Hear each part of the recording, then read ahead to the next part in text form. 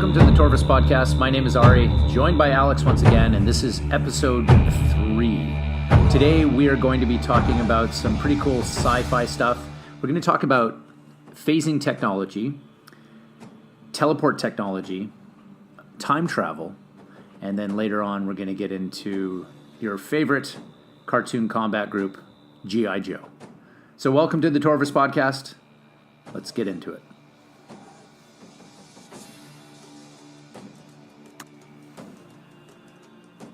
Hey Alex, how you doing?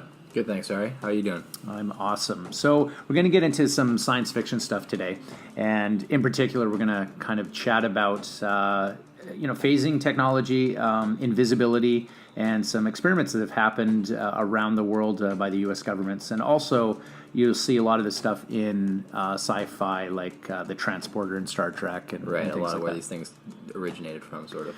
Yeah, and it's really funny because science fiction often will lead science to do real things, Like you look at the communicators, say in Star Trek in the 1960s, these little flip things. Yeah, cell phones, yeah. And then, years later we had flip cell phones and... Even the doors, that kind of... Automatic doors, yeah. yeah. Exactly, right? And this is exactly what you got on the ferries now these days. I mean, Yeah. It's cool how when you get to these people who just, they dream it, and then people... do it. Yeah, exactly. Yeah. So...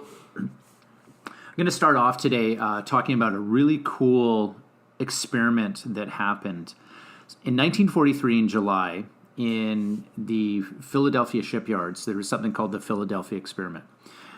Now, I'm not one who's into conspiracy theories necessarily, but this is a cool event that happened. So apparently what happened is the U.S. Navy decided to create a program which would cause a destroyer, which was the USS Eldridge, I believe, to disappear from a radar signature. That's initially what they were trying to do. So they put a whole bunch of electromagnetic devices on the ship.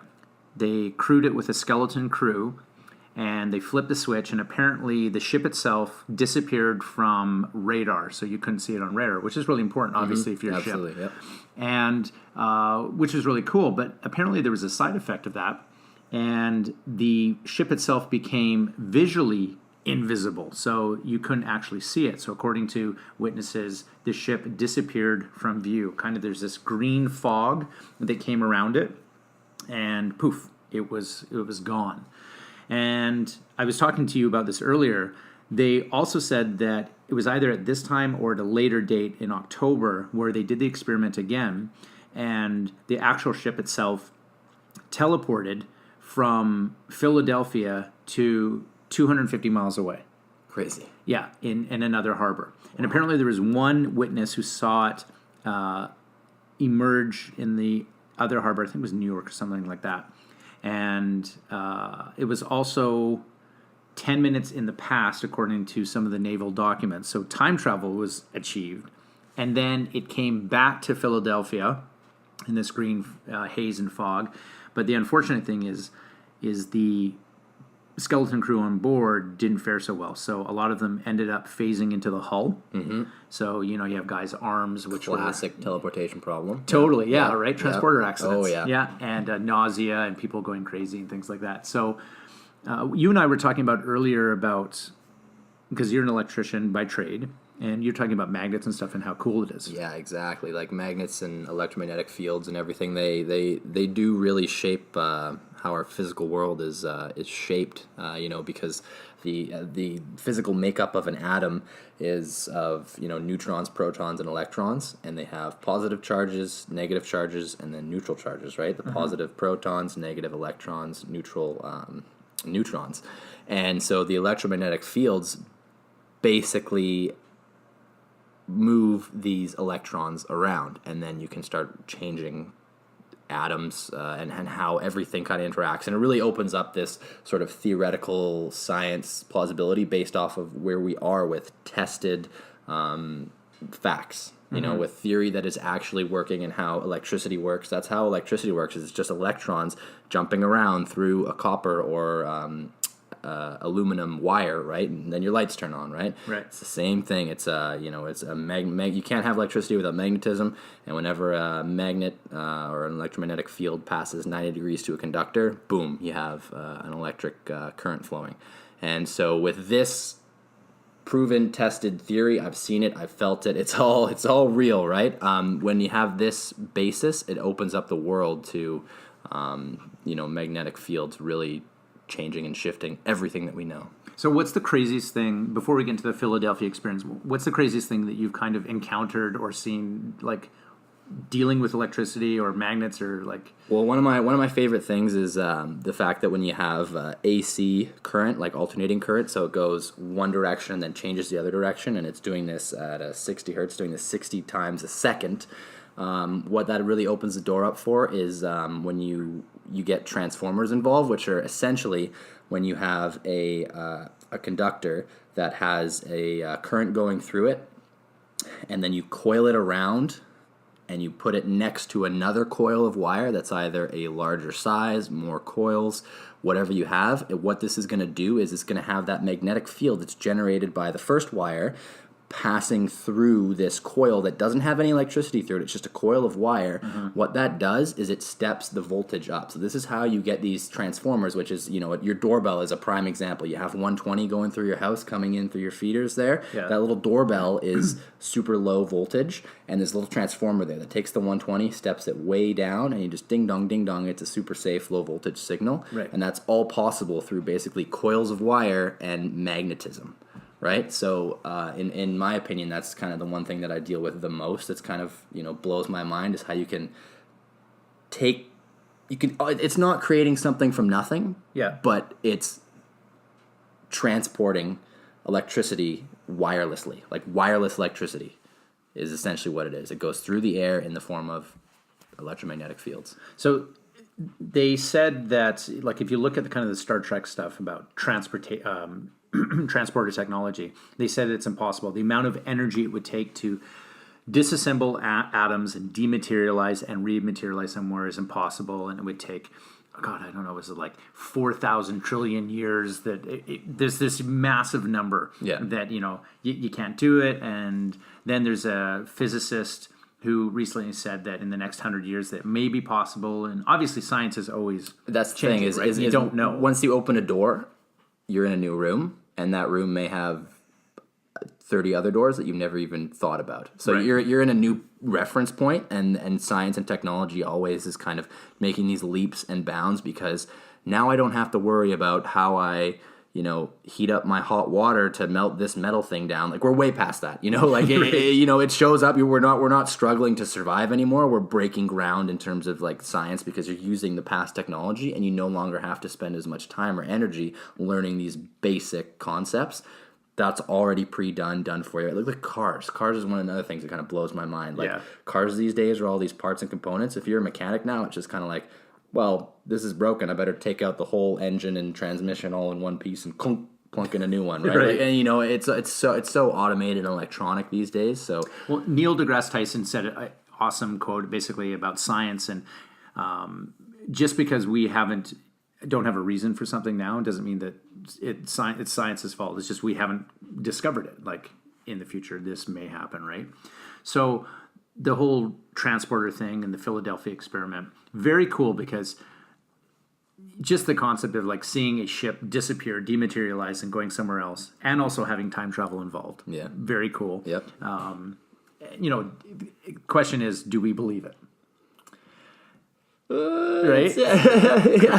So that's like a Dane's Dungeon question. Is it cool shit or is it bullshit, right? And if you look into it, so you can Wikipedia it, right? Just putting in the Philadelphia experiment. They made a movie of it too, I think in 1984, which is very loosely based on the same thing.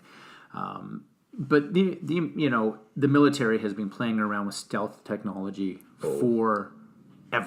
And it comes in these in small little steps. If you even for a minor small example in terms of stealth technology, you look at camouflage on the uniforms. Yeah. Right? And how it used to be, okay, we're green uniforms, or you match the uniform color to your environment. Okay, well, that wasn't as good as throwing in a couple other colors. So you have your classic camo, which is kind of that blotchy black, green, and brown.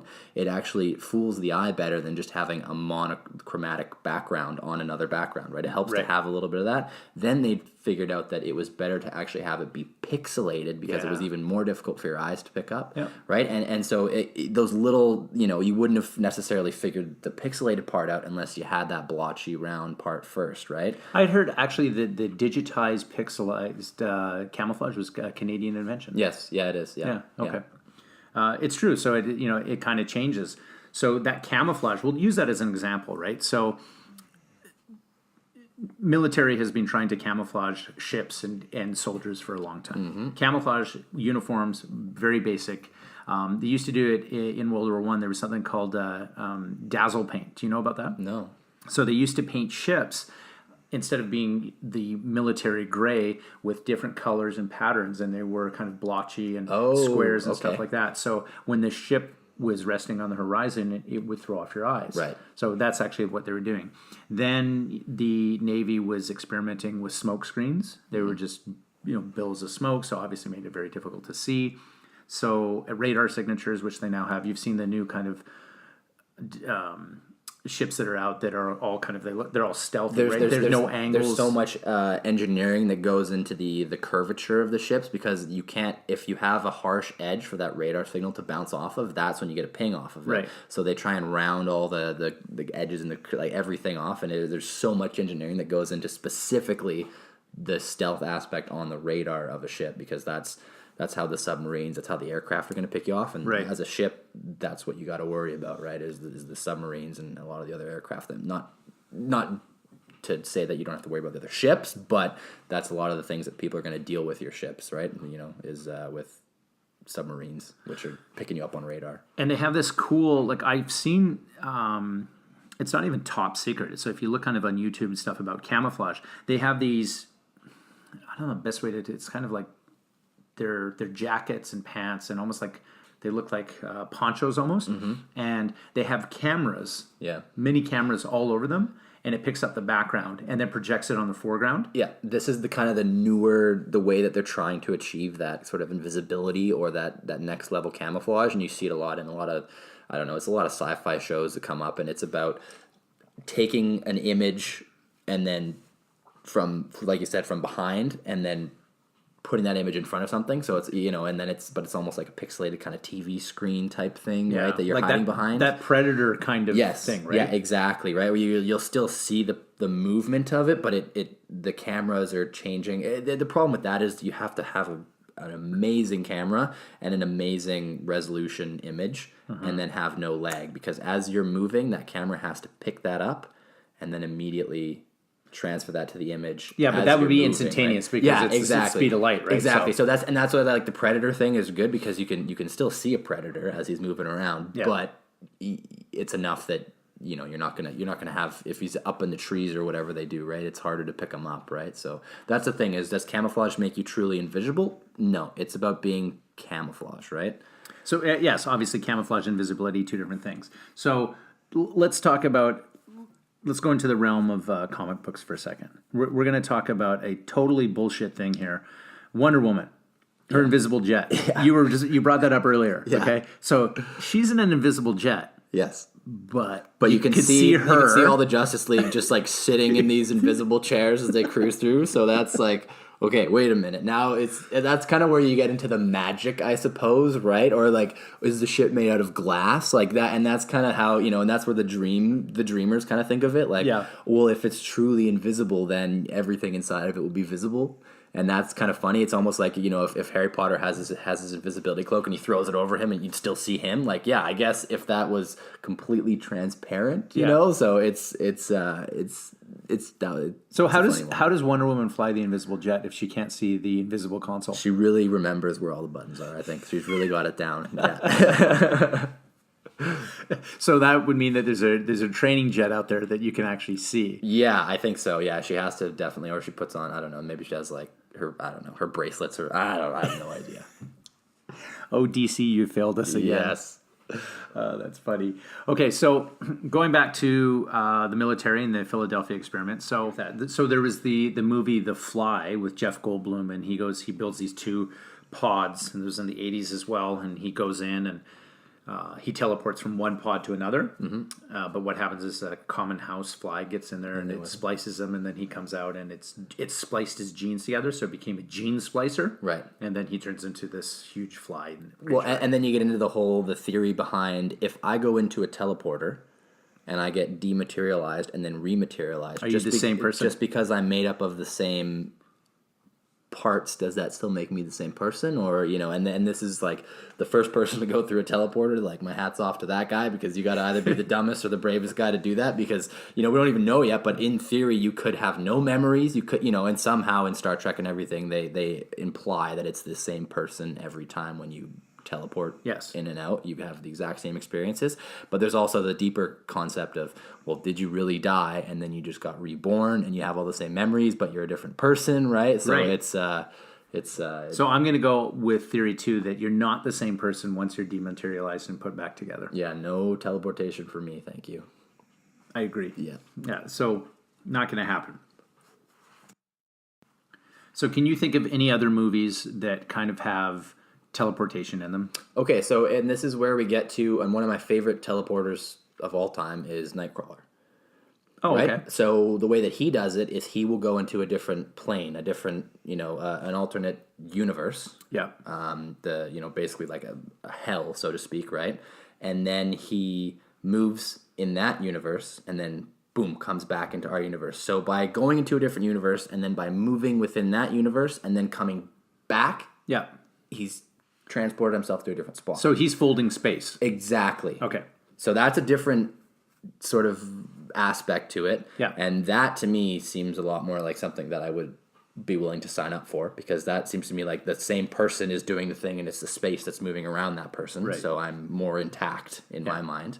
I'm definitely down for that, as opposed to the dematerialization. No, thank you. No, well, they did that in Dune as well. That's how they do it. They'd fold space. Yes. And actually, that's what they talk about for actually space travel. It's more likely that we're going to be able to visit other planets, not because we're going the speed of light or warp 2 or warp 3. Yeah. It's actually we're folding space to cover larger distances by doing that. Yeah, I mean, the problem with going speed of light is like, when you hit a rock at the speed of light, everything just disintegrates, right? So that, it's, when you talk about, going warp speed and everything and programming the navicomputer like they do on Star Wars, the Millennium Falcon and whatnot. Yeah.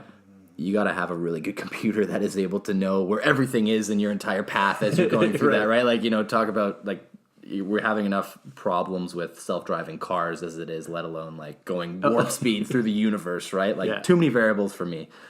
And not to mention, the closer you get to the speed of light, I believe time stops as well. There's a time problem. Yeah. So, all that kind of that crazy stuff. Nightcrawler. So here's the question for you: what's the sound that he makes when he disappears? Do you remember it? Isn't it like a poof? It's not poof. Oh, okay. I believe it's bamf. Bamf. Oh, okay. I think that's what it Bamf. is. See, I got to look that up. Yeah. And then the other one is every time Nightcrawler teleports, there's a smell left behind. Did you know that? Is it a sulfury smell, I thought? Yeah, it's brimstone, I think. Yeah, that's it's because it's this hell. It's not actually hell, but so his dad is Azazel, and he's one of the the mutants. There's like the celestial mutants and then the devil mutants, and there's been a war going on or whatever between them. And anyway, he's able to basically tap into his father's realm and then move within that and then rematerialize. Yeah, so it says, after Nightcrawler teleports, he leaves behind smoke and a faint scent of burning brimstone. So there it is. Yeah. And let's see, I think it's Bamf, Nightcrawler being Bamf. I think that's what it is. It is. Yeah, Bamf. It is. There it is. Bamf. So good. Interesting. Yeah, and with him, like, obviously they've changed his teleportation kind of as it goes on to make him, more powerful, like they do with a lot of heroes these days. But originally he had to see where he was going in order to do it, and he had a limit of 3 teleports before he got too disoriented and confused. Oh, right. Like that's like old school Nightcrawler. It wasn't, now you see He got Nightcrawler. tired too, right? Yeah, it took a lot out of him. Now you see Nightcrawler just flying out, poof, poof, poof, poof, poof, like teleporting 18 times to fight like one guy. Yeah. Which is just cinematic overkill. Is no matter what you're doing, like there's no need to do that. But just really cool mutant, really cool power too. Okay, so Philadelphia experiment, 1943, July. You should look it up because it is pretty cool. Apparently, the ship, the Eldridge, that they used, disappeared after that. Oh, they just they. It's like, where did the ship go? No, it didn't. It showed up years later, I think, in Crete. And eventually it got cut for scrap and stuff like that. But they're like, oh, yeah, we don't know what happened with it. But you can imagine if a ship is used for like a massive experiment, you don't want it to be hanging around. Well, and what are the residual effects of doing something like that too, right? Depending on what kind of radiation or like magnetic fields that you're using, do they resound in it, right? And what's the ship made out of, right? Because if you look at iron and steel, magnetic fields have a very strong impact on those. Like iron, right? So magnetic fields basically only impact ferrous materials. Mm-hmm. So if you take a magnet over something that's pure gold, it's not going to move it at all. Right. Right? Or aluminum is not going to move it at all, right? But you need ferrous materials, so it has to have some kind of iron in order to physically get that magneto pull, right? So to speak.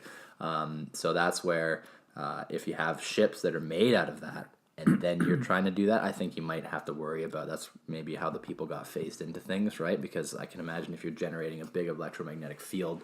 I watched Breaking Bad recently, and there's that episode where they pull the van up to beside the police station, and they have to destroy the laptop in it. And they get the big magnet, and then boom, right, and smashes everything, right? Yeah. So, but that it doesn't affect the concrete walls, it doesn't affect those kind of things. So, I wonder what the lasting effects of physically using that much. I would imagine an incredible amount of energy and magnetic field on a ship like that. So this actually kind of brings me to a question kind of off topic, but if magnets affect ferrous material, adamantium obviously somehow ferrous, somehow ferrous, and you think pure adamantium wouldn't be? No, it's some other element. Well, but I mean, it's not that it. I guess it could be. What it has to do with is how the electrons line up with it, right? And you're physically getting that pull of, the magnetic field moving that material. The draw is strong enough to move it through its own mass, right? Its own weight and gravity pushing down on it. And then you have that magnetic field that is pulling on the atoms. So could Magneto affect other material? All metal? No matter what? No, he can't. He can't? Technically, he can't. No, it's just ferrous material. Okay. He cannot. He doesn't have the ability to move aluminum and stuff like that. But what they never really touch on, where he could have a lot of cool potential powers, is if he was able to push a magnetic field and then pull it and push it very quickly, he would be able to generate electricity, which they never touch on. Oh. So technically, if he wanted to, he could just carry around. This is what I would do if I was him: is carry around a strip of iron that had a copper lining in it, so you could still control this iron, but it would have copper inside of it. Then you could wrap someone up with it, and then boom, boom, boom, boom, hit him with a couple pulses of magnetic field, and you would electrocute the hell out of him. That's how I would do it. I mean, where did you come up with this? It's just because you're an electrician? Yeah, I just think about stuff. Yeah, but yeah, he could, and that's like if that's why you have electromagnetic fields generated from massive power lines, right? When you get those people hunting ghosts and whatnot, they're looking for electromagnetic fields, and they look for residual spirit energy and whatnot, right? And then they get anything electronic emits the same. Wow, that's crazy. So, Alex, did you ever see the old cartoons in the 80s of the G.I. Joe? I saw one. I don't know if it was a movie or a cartoon. But beyond that, I have not really been experienced to the G.I. Joe, beyond the little action figures. Okay. It's really funny because there's a 20-year difference between you and I. So our perspectives it's quite interesting to see. Yeah. Right? It's like, oh, I know this and I don't know this. And so we're going to talk about G.I. Joe. So G.I. Joe was one of my favorite cartoons that came out in comics back in the 80s. And they had a whole bunch of different, obviously, characters. Right. And one of my favorite characters is Snake Eyes, which I think that everyone probably Yes, loves of Snake course. Eyes, right? Yeah. Oh, yeah, and I've seen the new movie, of course, too. Where I think was it Channing Tatum was in it, or I don't know something. Yeah, yeah. But yeah, I mean, so they had the kind of the characters in the movie and stuff like that. But G.I. Joe, I mean, the toy line was amazing. So good. So Yeah, good. my dad used to buy me the Navy ones, and they had like the big artillery guns, and the guy would sit in there, and just it was very, very realistic. Yeah. A lot of detail put into those for toys, for sure. So they had some, as the toys came out, like it was pretty basic, but then they started getting cool. Like some of them would change color because of heat, or you put them in water. Right, yeah. And just the outfits were cool. And they actually, one of the G.I. Joe toys that they had was the aircraft carrier. Okay. And they had this aircraft carrier that was massive, and you always had the one friend that you knew that had it. Okay. I didn't have it, right? But it's like, yeah, fuck John. It's kind of like the Lego Death Star of that's my thing. My little brother has the Lego Death Star, right? It's like a billion pieces. It's a kind of the pinnacle of the Lego universe right now, right? It's the same kind of deal. So the aircraft carrier was called the USS Flag, and it was a massive toy, right? And so you can see, I'm pulling up a picture now, so wow, so you can see kind of the size of it, right? Yeah. So it's awesome, pretty crazy. I think it was $129 back in 1985. Yeah, that's a lot of money, though. But really, all things considered, like this thing is massive, right? Yeah. And they had the F-14 Tomcat, and they have all the the things like that. Helicopters. So the Flag was like one of the things that's always that one kid that had it that you'd go over and play with it. Yeah. It sits in it's like the size of this table, right? It sits in the corner. But how do you play with it, right? Yeah. It's just like, okay. So all the toys at G.I. Joe, absolutely amazing. And the great thing about G.I. Joe is they would worst shot ever. No one ever died. It was they'd shoot all their guns and laser beams and stuff like that. And if you shot a plane, as the planes explode, all you just see is the parachutes. Like everyone had a parachute. Everybody got out. Yeah. Gotcha. So I'll pull up I'm going to pull up a cartoon clip, and you'll see the shooting, and then everyone, like, no one dies. Right. So Alex and I were just watching a clip of apparently Cobra and G.I. Joe were fighting somewhere in the Mayan ruins, and as I said, every shot that anything aerial gets shot down, everybody's parachuting. Everyone's got a parachute. Even a tank explodes, there's the people come flying out, and there's like they just all kind of hit the deck, so to speak. So it was a PG thing. Obviously, no one dies in G.I. Joe during the cartoon, that is. So there was hundreds of action figures. And so you had a couple? I had a couple, yeah. Yep. Always Navy things? Always Navy things, yeah. Because your dad was in the Navy? Yes, yeah. So the very first year that the action figures came out was 1982, and I think they had looks like they had maybe a dozen. So the very first G.I. Joe action figures were the 12, the dirty dozen, Breaker. He was a communications officer. You had Clutch. Apparently he was a vamp driver. You had Flash. He was a laser rifle trooper. I remember Flash. Grand Slam. He was a laser artillery soldier. You had Grunt, who was just an infantry trooper. Hawk, who was a missile commander. Had Rock and Roll, machine gunner. Scarlet, their token quote-unquote female at the time. She was counterintelligence. Short Fuse, which is the mortar soldier. And Snake Eyes, of course, who was the kind of ninja commando. Followed up by Stalker, who was a ranger. Steeler, the tank commander. And finally, Zap, who was the bazooka soldier. Bazooka, yeah. Yeah, so they had some great things. And then obviously out of Cobra stuff. And it just, if you look kind of the years that followed, they have so many more. The greatest thing is, though, so that's all their code names, but they had their real names, and they also have their grade of what they were in the Army. Oh, very cool. Or the military or wherever, that type of thing. Pretty awesome. Some of the names, though, are fantastic.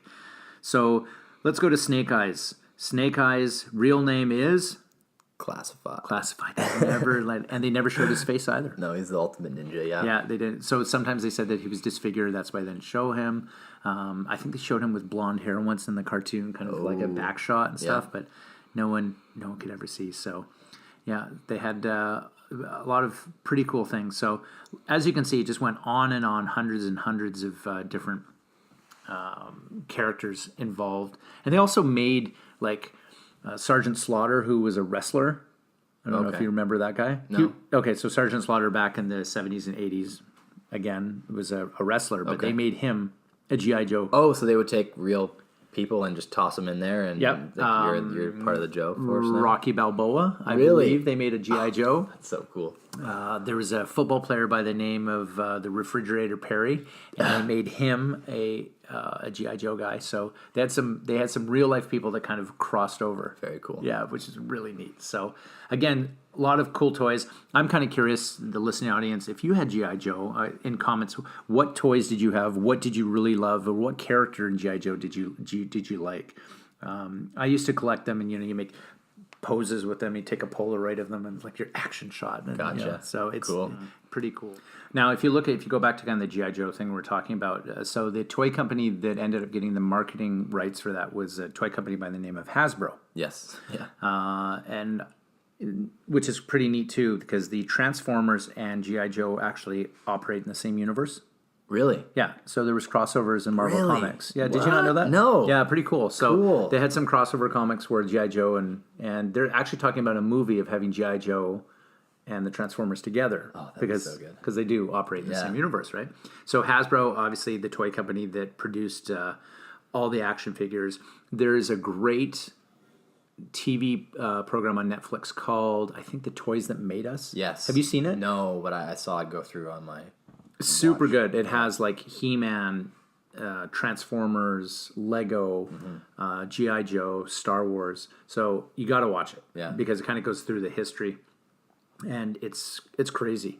Like how these companies were bid, or some people are like, no, I don't want to take a chance on it. Like if you look at Star Wars, the initial company was called Kenner. Mm-hmm. It was Kenner, right? Yeah, it was Kenner. And Kenner got the rights for the Star Wars stuff.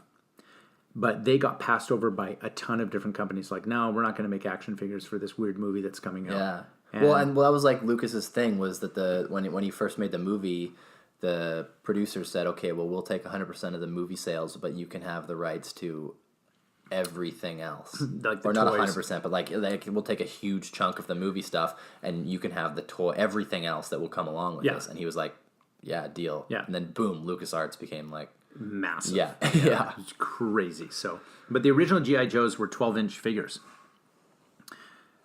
Did you know that?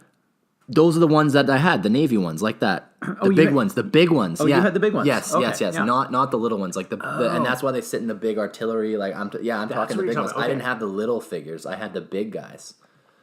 Yes. So those were the original ones, the G.I. Joe action figures. Yeah, and the dog tags. Yeah. So yeah, that's very interesting. So they the original ones came out in 1963, and they were 30 centimeters tall or 12 inches tall, and they were movable and stuff. Because everyone had Barbie. Yeah, but it's like, how do you pitch this for boys? You can't. It's like, I want a doll. No, they're called action figures. So totally. they changed the name, right? Yep. Yeah, and so kind of it shifted. And then I remember originally G.I. Joe, the little plastic ones, the 4-inch ones. Yep. The arms would articulate type of things. But eventually they started moving, and they had something called the Kung Fu Grip, which I actually think they had in the original ones as well. But the Kung Fu Grip, basically at the bicep, it would be able to turn, so the arm could turn. Yes. Yeah, the elbow joint that would twist. Yeah. Yes. Yeah. And so that was like a big thing for action figures. And we used to take the action figures and we used to disassemble the torso and pull them out because they're held together by a little rubber band in there. Okay. And a little metal hook. I don't know if you knew that. No. That's how they come apart. And then what you could do is you could take someone else's bottom part and you could stick it on. So almost like a Lego-esque action figure. Kind of. Yeah. And it's like, oh, camouflage on top. And Cool. why does he have red and yellow bottoms on, right? That's funny, yeah. It was good. So I always liked the colorful G.I. Joe ones. Like they had a flamethrower guy. Oh, I can't remember his name, and he was like yellow and red. It was Blowtorch, not Inferno. So as you can see, I'm kind of pulling up images now for Alex. There he is. Like that's like a super badass thing. And the great thing about the G.I. Joe characters, if you'd flip on the backside, it would tell what rank they were, what their name was, and their code name and stuff like that. They really didn't skimp on the whole story, aspect, bring a product completely together for you to enjoy, right? They didn't really just kind of slap some paint on a little figure and say, here, buy this. They kind of had the whole story, the whole, like, every character had a lot of details behind it. If you kind of look at the He-Man stuff, the story initially really bad. Right. Because it was all thrown together. It's like, we need action figures. Right. And so the whole history of He-Man, it's just kind of like, Grayskull and right. Man-at-Arms. And we have a Skeletor guy, and they're all roided out. It was a bunch of, like, marketing people who got a hold of an idea, and they were like, we need to have something to sell, as opposed to people who were writers and story makers who kind of wanted to create more of a creative thing to sell you. The funny thing is if you ever look at the old... I was never really into He-Man. I found the toys kind of weird, but they were all jacked. Oh, they're super... like muscular, yeah. But and all it was is like you just painted a different color. Like if you were to take He-Man's body and then you take Skeletor's body, one of them is blue and the other one is just like, I'm wearing nothing. Yes, exactly. Right? Yeah, so, I mean, even they had even the cat guys and everything like that too. There, no matter what, you're just massive and jacked, right? Well, that's the whole thing. The whole premise behind He-Man was it's like the strongest, most powerful man in the universe was it, right? It's like, well, how are you going to get that way? Eating your vitamins apparently, and doing tons of cycles because it's like it's huge. So I'm just bringing up pictures now, and if you look at it, it's just like he's massive. At least he didn't skip leg day though. This is definitely it's just totally ripped from head to toe. Like his calf muscles, his knees are the smallest part of his leg, which is this. Yeah. And it's funny because the arms, they didn't move, right? They just come up and down. Yeah. The toys themselves kind of sucked. And it's awesome. Like you look at He-Man's got this yellow hair and black eyebrows. Mm-hmm. So it's like, who's dying that? I wonder if the carpets match the drapes, right? Yeah, it's pretty crazy. And look at Skeletor. Like Skeletor is pretty similar to He-Man. It's like he's jacked too. Yeah, it's weird, and it's just some of the stuff that came out like man-y faces. So his face would turn around, and he would have like different faces he could do and stuff. Yeah. So basically, they would come up with a character based off of an action figure kind of quirk or whatever they could come out with, right? Yeah, and this weird. Oh yeah, Ram Man. Jeez, he would compress, and his thing was he would basically like looks kind of like the Juggernaut almost. Kind of, yeah. So there's a lot. I thought the toys were so weird. Like I know some people were into the He-Man thing, but I think He-Man was. I thought they were ridiculous. They were absolutely ridiculous. So. This is coming from a guy who likes superheroes. Right. Right? No, but I see what you mean. It's almost like the toy drove the character. Like, we can have a head that spins around, so now we have to have a character whose whole thing is his head spins around, Like, exactly. It was like, wait a minute, like, why wouldn't you have some other explanation for it? Or, it seems to me like every gimmick or whatever the toy guy came up with, like, now I can have, where his hand is made out of gold, so he's Goldfist, or whatever it is, right? Like, instead of developing a character and then having attributes that follow with that character, they kind of came out with the attributes and then built a character around that. Right. Okay, so what we're going to do now is we're going to do Dane's Dungeon here, and we're going to go into the cool shit or bullshit thing. Yep. Right? So I'm going to give you kind of, I'm going to show you a picture. And I'm going to tell you the name of the character. Okay. So it's going to be of a toy line. So it's either going to be of, we'll do He-Man or G.I. Joe. Okay. And you just have to look and you have to go, that's really cool, or that's total bullshit. Okay. You got it? Yeah. Okay. Okay, so here's the Dane Dungeon part of the podcast. We're going to be talking about the cool shit and bullshit part of toy lines. So I'm going to show you a picture and you have to say cool or bullshit. Got it. Okay, ready? So we got He-Man. He's cool. Okay. Yeah, I think it's bullshit. Okay, so next one we got Stratos. Oh, bullshit. Bullshit too. So he's got wings on his arms. He can fly. He'd help. So we're not into that. How about Teela? It's bullshit. Is it a snake or what? What's that on her head? I don't know. So yeah, Teela gets the bullshit from me. How about Merman? That guy's cool. It's a classic like frog monster. I'm gonna give him a cool shit for that one. How about you? Yeah, cool shit for sure. Yeah, I think that was good. Okay, Beastman. Cool. Beastman, I'm going to give him a cool thing because I think that Big Trouble Little China, there's a monster in it. I think it's based off him. Yeah, it looks very similar, yeah. So I'll give it to that. Okay, Skeletor. Cool. Okay, I'll give him, because anyone with a skull on his face is kind of cool. It's iconic. It's good bad guy. He's got it. How about Zodiac, the bullshit. Cosmic Enforcer? Bullshit. Apparently he's not available. He looks like he's red. He's got 3 webbed toes, and looks like he's wearing a snorkeling helmet. Yeah. Okay, not down with him. So Mattel, big fail. So we're going to go over now to the G.I. Joes, and we're going to see the cool shit or bullshit for the G.I. Joe figures. Bombardier. I'm going to go cool shit. Okay, what does he do? It looks like he kind of twists at the center or something. I don't know. Well, they all twisted the center. No, I mean in like the physical center of his chest. Like, what's that line? Oh, yeah, I don't know. It's his armor. So it looks like he's got like a howitzer or something like that. So I'm going to give him a bullshit. I don't really like him. He's just, I don't know. It just doesn't do it for me. So let's do that. Okay, here's a classic. We have Gung Ho. Oh, super cool.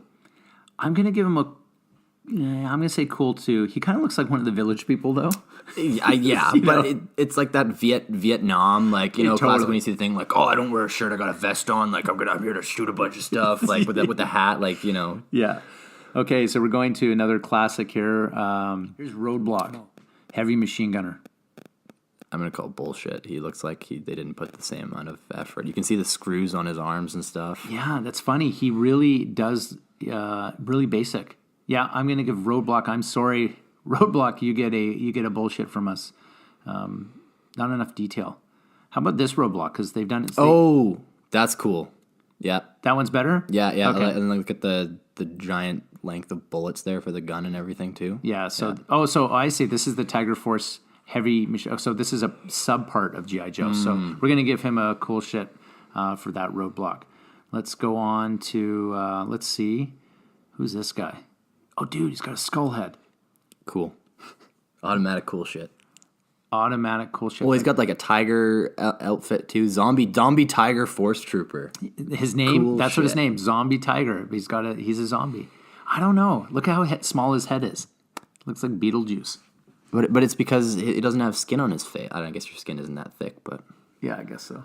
That's Blowtorch. That's Blowtorch. Cool shit. Blowtorch is very cool. This is a new Blowtorch too. They've added stuff. He's got the fireman's axe, and so he can like burn a building down and then save you from it, I guess. Yeah, that's awesome. So I like that. Oh, has this? How about Sailor? Oh, cool shit. He's got a parrot. He's got a parrot. Yes. He comes with a parrot. He also comes with a sawed-off shotgun and a handgun. You see that? Yes. That's awesome. Cool. That's very cool. Okay, we're doing that. Oh, she's a classic. This is the Baroness. Oh, cool shit. Does she have a cobra mask there too, or no? I don't know what that is. Yeah, yeah. The Baroness is. Look at that cartoon. She's kind of that's kind of skin tight. Yep. You gotta look these up. Look who it is. Oh, cool Snake shit. Eyes. The coolest shit. Yeah. But this is like the original Snake Eyes. But it's funny because they just give him an Uzi. And look what his additional toy is. Is it a purse? It's like a merce. Yeah. Yeah. It's a satchel. Indiana Jones has one. They gave him a satchel. Wow. It's like really weird. That's funny. That they would do that. So we're giving him a cool shit? I guess we are. Oh, for sure, yeah. But there's way better things that they could have. No, they could have given him more cool, like, swords and whatnot, but it's such a cool costume, that ninja outfit with being a commando, too. But look, so awesome. This is Snake Eyes as well. They've kitted him out too much. It's almost like Deadpool, if you remember to bring all his shit, like he's just knives and guns, yeah, look how head much to weapons toe. they give him, right? So it's funny because what they would do is they would release the same character but just different like uniforms. Right. Toys do that all the time, right? Course, because it's like, oh well, I'm gonna just especially if you're a collector, if you're a fan of Snake Eyes, you want all the versions. I want all or the whatever. Snake Eyes. Yeah. Gotcha. Okay, we'll do one last one for the cool shit bullshit. They did a Deadpool G.I. Joe. That can't be real. Is that real? I think it's real. No, it can't be. Ages 30 and up. Oh. That's a meme. Oh, that's a joke? It's got a Hulk fist? Yeah. That's cool. That's awesome. Wow. So if you want to walk down memory lane, just go and just type in G.I. Joe action figures and you can see. So it's kind of cool. And I think they actually did a teleportation episode once on G.I. Joe. Oh, cool. Yeah. So, okay. Well, Alex, thanks for joining me on this episode of the Torvus podcast where we talked about weird stuff again.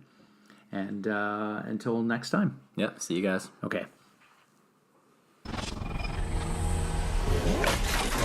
Bye.